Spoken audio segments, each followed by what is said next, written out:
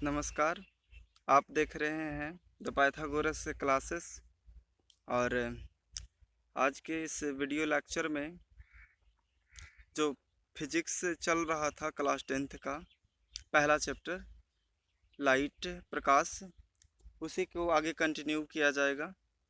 इसके पिछले पार्ट में इसका जो सबसे पहला वीडियो था उसमें प्रकाश क्या है, प्रकाश किसे कहते हैं, प्रकाश के क्या गुण हैं, प्रकाश के गमन के लिए किन चीज़ों की आवश्यकता है, या फिर प्रकाश के गमन करने के लिए कैसा माध्यम होना चाहिए, उन सभी चीज़ों को समझाया गया होगा।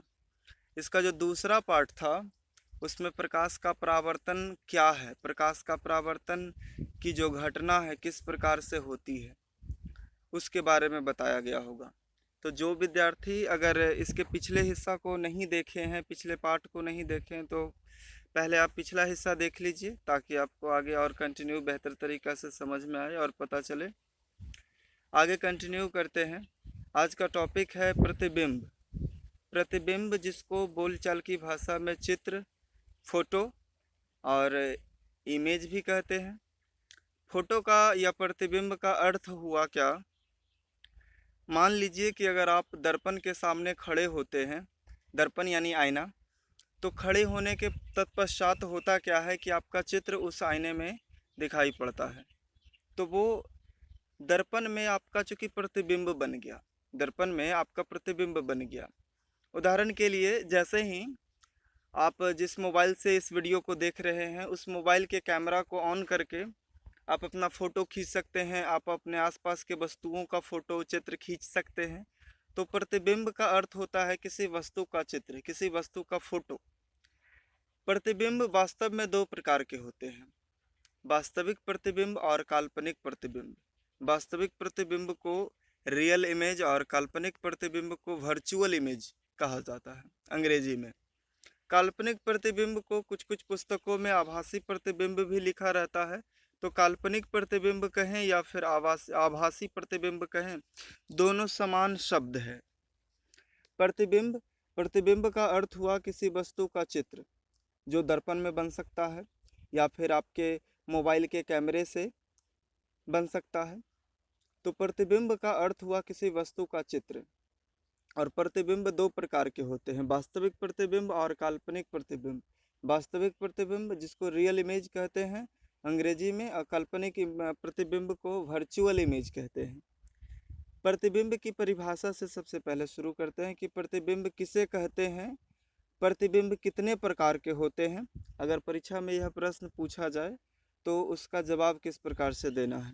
प्रतिबिंब का परिभाषा इस प्रकार से दिया जाता है कि दो या दो से अधिक प्रकाश की किरणें वस्तु के किसी बिंदु से चल के दर्पण से परावर्तन के बाद जिस बिंदु पर जाकर मिलती है या मिलती हुई प्रतीत होती है उसे वस्तु का प्रतिबिंब कहते हैं।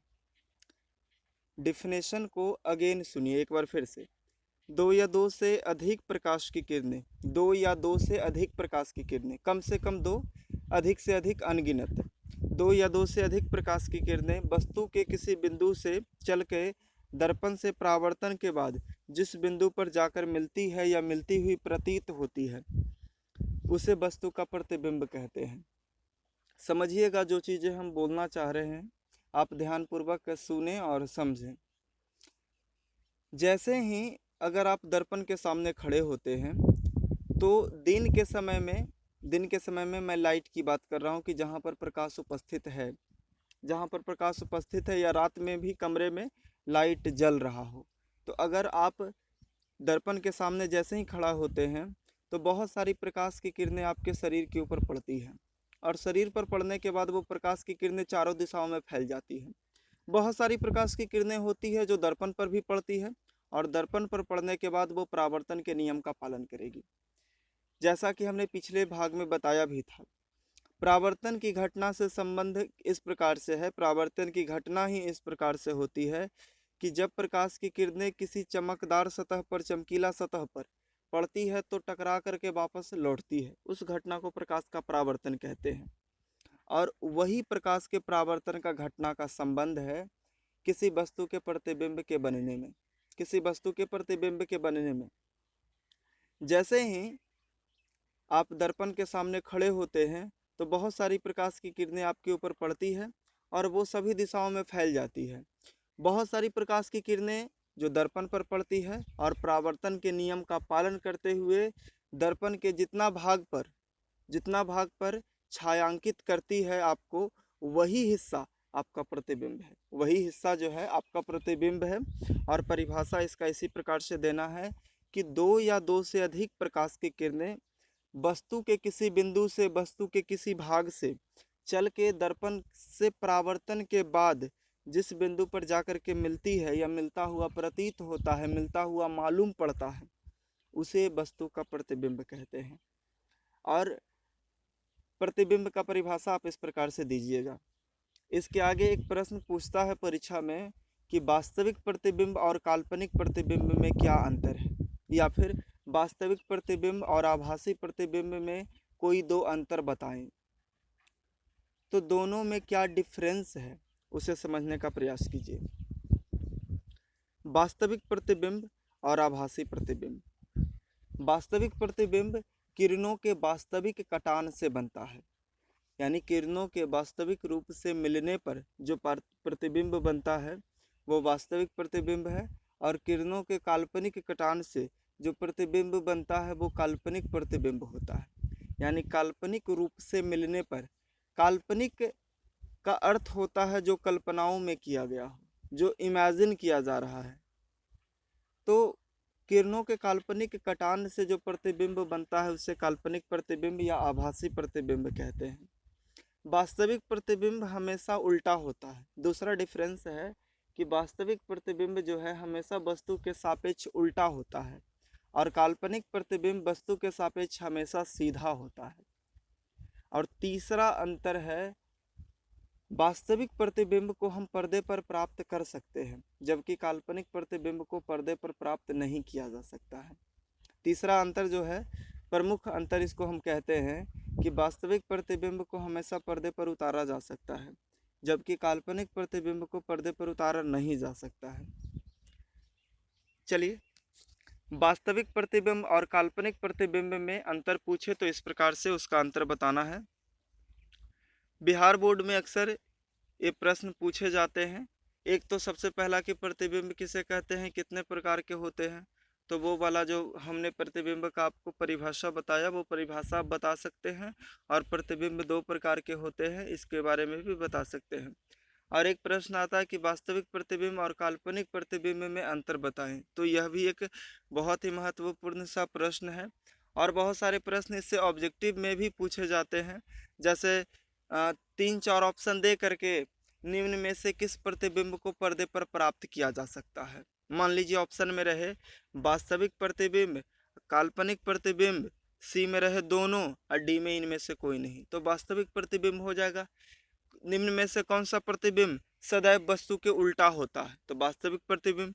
निम्न में से कौन सा प्रतिबिंब सदैव वस्तु के सीधा होता है, तो काल्पनिक प्रतिबिंब। तो इस प्रकार से प्रश्न कहीं से भी बन सकता है, लेकिन अगर आपके पास डीप नॉलेज है, बेहतर तरीके से जानकारी है, तो आप किसी भी प्रकार के प्रश्न रहें आप उसे आसानी से हल कर सकते हैं। आगे इसको कंटिन्यू करते हैं। वास्तविक प्रतिबिंब और काल्पनिक प्रतिबिंब, इन दोनों से संबंधित बहुत सारी महत्वपूर्ण जानकारियां हैं जो मैं आपके साथ साझा करना चाहता हूं। पहली बात यह है कि चूंकि हमने आपको बताया कि वास्तविक प्रतिबिंब को पर्दे पर प्राप्त किया जा सकता है, वास्तविक प्रतिबिंब को पर्दे पर प्राप्त कर सकते हैं, जबकि काल्पनिक प्रतिबिंब को पर्दे पर प्राप्त नहीं कर सकते हैं। तो चूंकि वास्तविक प्रतिबिंब को पर्दे पर प्राप्त कर सकते हैं, तो जो सिनेमा घर में जो पर्दा होता है उस पर्दे पर बनने वाला प्रतिबिंब वास्तविक प्रतिबिंब होता है। सिनेमा हॉल में जैसे ही अगर अक्सर लोग जाते हैं, आप भी शायद गए होंगे, तो वास्तविक प्रतिबिंब वहाँ बनता है। सिनेमा घर में जो पर्दा लगा हुआ होता है उस पर्दे पर बहुत सारी प्रकाश की किरणें जाती हुई रहती है और जिससे प्रतिबिंब का निर्माण होते रहता है, तो वहाँ वास्तविक प्रतिबिंब बनता है। खैर, अब तो एक अलग सी बात है कि अब मैंने बहुत बड़े एलईडी टीवी का भी यूज जगह जगह पर होता है मल्टीप्लेक्स में, और लेकिन जो पुराने सिनेमा घर हैं वहाँ आज भी पर्दे पर ही चित्रों को प्रदर्शित किया जाता है। तो जो सिनेमा घर में जो पर्दा होता है, उस पर्दा पर बनने वाला जो प्रतिबिंब है वो वास्तविक प्रतिबिंब है। अवतल दर्पण और उत्तल लेंस में प्रायः वास्तविक प्रतिबिंब बनता है। अवतल दर्पण कहने का अर्थ है कि इसके आगे मैं आपको बताऊंगा। गोलीय दर्पण दो प्रकार के होते हैं, उत्तल दर्पण और अवतल दर्पण। दोनों की विशेषताएं, दोनों के गुण, सभी चीज़ों के बारे में विस्तार पूर्वक चर्चा भी आपसे करूंगा। लेकिन अभी फिलहाल मैं आपको बताना चाहता हूं कि अवतल दर्पण और उत्तल लेंस, इन दोनों में वास्तविक प्रतिबिंब बन सकते हैं। अवतल दर्पण और उत्तल लेंस में वास्तविक प्रतिबिंब बन सकते हैं, और वास्तविक प्रतिबिंब हमेशा वस्तु के उल्टा बनता है। वास्तविक प्रतिबिंब जो होता है हमेशा वस्तु से उल्टा रहता है। चलिए, यहाँ पर एक चीज़ और जानिएगा कि समतल दर्पण, जिसके बारे में मैंने चर्चा भी पीछे किया था कि समतल दर्पण किस प्रकार से बनता है। और समतल दर्पण की खास बात है कि हमने आपको बताया होगा कि किस प्रकार से परावर्तन की घटना समतल दर्पण में होती है। और उसी समतल दर्पण में हमेशा आभासी प्रतिबिंब या काल्पनिक प्रतिबिंब बनता है। परीक्षा में कई बार प्रश्न पूछा गया है जी कि निम्न में से किस प्रकार का प्रतिबिंब समतल दर्पण में बनता है। तो इसका उत्तर हो जाएगा आभासी प्रतिबिंब या काल्पनिक प्रतिबिंब। जो ऑप्शन में रहे उसके अनुसार होगा। आगे चलिए, समतल दर्पण में बने प्रतिबिंब की विशेषताएं बताएं। यह भी एक बहुत ही खूबसूरत सा प्रश्न है। समतल दर्पण में बने प्रतिबिंब की विशेषताएं बताएं। खूबसूरत कोई चीज़ होता है तो मैंने समझ में आ गया तो बहुत ही अच्छा लगता है, खूबसूरत सा, सुंदर सा। अगर समझ में ना आए तो बड़ा बेकार सा, बेढंग सा कोई भी चीज़ लगता है। खैर, आपको समझ में आएगा। समतल दर्पण में बने प्रतिबिंब की विशेषताएं बताएं। ध्यान दीजिएगा, बीच में जो ब्लैक कलर का दिख रहा होगा आपको, वो समतल दर्पण है, वो समतल दर्पण है। पीछे हमने बताया था कि समतल दर्पण के लिए एक किस प्रकार से बनाते हैं। समतल दर्पण को बनाने के लिए एक लाइन खींच लेते हैं और उसके पीछे डैश डैश डैश डैश का निशान लगा देते हैं, और जिससे पता क्या चलता है कि कलई किया हुआ हिस्सा जो है पीछे है और चेहरा देखने वाला पोर्शन जो है आगे है। ध्यान से समझिएगा, यहाँ से इसके आगे एक तीर का निशान जहाँ पे वस्तु लिखा हुआ है रेड कलर से, वो एक वस्तु है। और उसके पीछे ब्लैक कलर से उसी प्रकार के तीर के निशान जैसा टूटी हुई रेखाओं में तीर का निशान आपको दिख रहा होगा। समझिएगा ध्यानपूर्वक कि समतल दर्पण में सदैव काल्पनिक प्रतिबिंब बनता है, और काल्पनिक प्रतिबिंब को टूटी हुई रेखाओं से दिखाया जाता है। समतल दर्पण में चूंकि आभासी प्रतिबिंब या काल्पनिक प्रतिबिंब बनता है, तो जो आभासी प्रतिबिंब होता है उसको हमेशा हम लोग टूटी हुई रेखाओं से दिखाएंगे। तो इस प्रकार से किसी समतल दर्पण में, यहाँ से देखिएगा बहुत सारी चीज़ें आपको पता चलेगी। समतल दर्पण में हमेशा वस्तु का जो चित्र होता है वो आभासी बनता है, और आभासी बनने के कारण हम इसको पर्दे पर प्राप्त नहीं कर सकते हैं, और प्रतिबिंब हमेशा सीधा होगा। आपने पीछे देखा कि आभासी प्रतिबिंब जो होता है वो हमेशा वस्तु के सापेक्ष सीधा होता है। तो सीधा होने का वही वजह है कि हम इसको चूँकि पर्दे पर उतार नहीं सकते हैं, काल्पनिक होता है तो प्रतिबिंब सीधा होगा। दूसरी बात है कि प्रतिबिंब वस्तु के समान आकार का होता है, यानी अगर वस्तु की ऊंचाई 10 सेंटीमीटर है तो प्रतिबिंब की भी ऊंचाई 10 सेंटीमीटर आपको लगेगा। वस्तु की ऊंचाई अगर 10 सेंटीमीटर है तो प्रतिबिंब के भी ऊंचाई 10 सेंटीमीटर होगा, यानी कि किसी भी समतल दर्पण में वस्तु का आकार जो है प्रतिबिंब के आकार के सदैव बराबर होता है। अगला जो इसका खासियत है कि प्रतिबिंब दर्पण से उतना ही दूरी पर पीछे बनता है जितना वस्तु समतल दर्पण के सामने होती है। कल्पना कीजिए कि आपके सामने एक समतल दर्पण है और समतल दर्पण आपसे 5 मीटर की दूरी पर है। आपसे दर्पण जो है 5 मीटर के 4 मीटर की दूरी पर है, तो दर्पण में जो वस्तु का प्रतिबिंब बनेगा दर्पण से 4 मीटर पीछे लगेगा। यानी कि किसी समतल दर्पण के लिए वस्तु दूरी बराबर प्रतिबिंब दूरी होता है, वस्तु दूरी बराबर प्रतिबिंब दूरी होता है। यानी दर्पण से वस्तु की दूरी बराबर माने दर्पण से प्रतिबिंब की दूरी। आगे समझिएगा, यह पार्श्व बी परिवर्तन को दर्शाता है। पार्श्व बी परिवर्तन, जिसको अंग्रेजी में लैटरल इन्वर्सन कहते हैं, को दर्शाता है। हम आपको अभी बताएंगे कि पार्श्व विपरिवर्तन क्या होता है। पहले आप इन सभी चीज़ों को एक बार बेहतर तरीके से समझिए फिर से, कि समतल दर्पण में किसी वस्तु का प्रतिबिंब काल्पनिक बनता है। काल्पनिक बनने का अर्थ है कि जिसको पर्दे पर प्राप्त नहीं कर सकते हैं और वस्तु के सापेक्ष सीधा होता है। इसके बाद किसी समतल दर्पण में जितना बड़ा वस्तु होगा उतना ही बड़ा प्रतिबिंब बनेगा, यानी वस्तु का आकार बराबर प्रतिबिंब का आकार। और किसी समतल दर्पण में दर्पण से जितना दूरी पर वस्तु रखा हुआ है, दर्पण से उतना ही पीछे उस वस्तु का प्रतिबिंब पता चलेगा। यानी दर्पण में, समतल दर्पण में वस्तु दूरी बराबर प्रतिबिंब दूरी, वस्तु की दूरी दर्पण से, प्रतिबिंब की दूरी दर्पण से सदैव बराबर होती है। और यह समतल दर्पण का जो प्रतिबिंब होता है वो पार्श्व विपरिवर्तन को दर्शाता है। आगे देखिएगा पार्श्व विपरिवर्तन क्या होता है, समझने का प्रयास करें आप। बहुत ही छोटा सा इसका डेफिनेशन है। पार्श्व विपरिवर्तन, लैटेरल इन्वर्सन, ऊपर गलती से एक लाइन लिखा गया है। जिस घटना के कारण किसी वस्तु के दाएं भाग का प्रतिबिंब बाएं भाग में और बाएं भाग का प्रतिबिंब दाएं भाग में दिखता है, पार्श्व विपरिवर्तन कहलाता है। एक ऐसी घटना जिसके कारण वस्तु के प्रतिबिंब का होगा क्या चीज़, कि वस्तु का दायां भाग आईना में बायां भाग में दिखाई पड़ेगा और वस्तु का जो बायां भाग रहेगा आईना में दायां भाग में दिखाई पड़ेगा।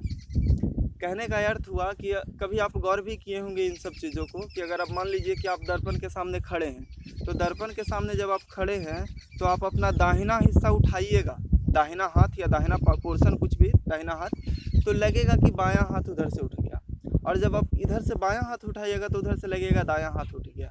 इसी घटना को पार्श्व विपरिवर्तन कहा जाता है। इसी घटना को पार्श्व विपरिवर्तन कहते हैं। और इसके बहुत सारे एग्जाम्पल्स भी हमने शो किया है यहाँ पे। जैसे इधर एक व्यक्ति आईने के सामने खड़ा है और उसके राइट हैंड दाएं हाथ को इंडिकेट किया गया, लेकिन दर्पण में उधर से वो इंडिकेशन जो हो रहा है लेफ्ट हैंड में हो रहा है, लेफ्ट हैंड में बाएं हाथ में उसका हो रहा है। इसके अलावा के लिखा हुआ है और प्रतिबिंब में देखिएगा कि जो दायां भाग है वो बाएं भाग में, बायां भाग दाएं भाग में हो चुका है। इसी घटना को पार्श्व विपरिवर्तन कहते हैं। इसके अलावा बहुत सारी चीज़ें जो है, आप भी एक बड़े से स्लेट पर, जो स्लेट हम लोग बचपन में यूज करते थे, उस स्लेट पर ABC कुछ बारी बारी से लिख करके उसको आईने के सामने रखिए, आपको दायां भाग बायां में, बायां भाग दाएं में दिखेगा। इसी घटना को पार्श्व विपरिवर्तन कहते हैं। और इसी कारण से आप कभी मार्केट में चलते होंगे तो एम्बुलेंस की जब गाड़ी आपको नज़र आती है, तो उस एम्बुलेंस की गाड़ी में होता क्या चीज़ है कि एम्बुलेंस वाला गाड़ी में होता है कि आप देखते होंगे कि उसका जो अक्षर है वो थोड़ा सा टेढ़ा मेढ़ा, उल्टा पुल्टा सा लिखा हुआ मिलेगा। वो उल्टा पुल्टा वास्तव में रहता नहीं है, वो इसलिए रहता है कि जैसे ही किसी गाड़ी के मिरर में वो दिखाई दे तो चलाने वाले जो ड्राइवर है उसको वो प्रतिबिंब जो है साफ साफ दिखे। तो यह घटना जो है पार्श्व विपरिवर्तन, लैटेरल इन्वर्सन के नाम से जाना जाता है। इस घटना में वस्तु का प्रतिबिंब का दायां भाग बाएं में, बायां भाग दाएं में दिखाई पड़ता है। चलिए इसी के साथ इसको समाप्त करते हैं और इसके अगले पार्ट में प्रकाश का जो ये पहला चैप्टर चल रहा है उसी को आगे और कंटिन्यू किया जाएगा। और बहुत ही अच्छे प्रश्न जो परीक्षा में पूछे जा चुके हैं या पूछे जाने लायक है, उन सभी प्रश्नों को समावेशित किया जाएगा। चलिए धन्यवाद।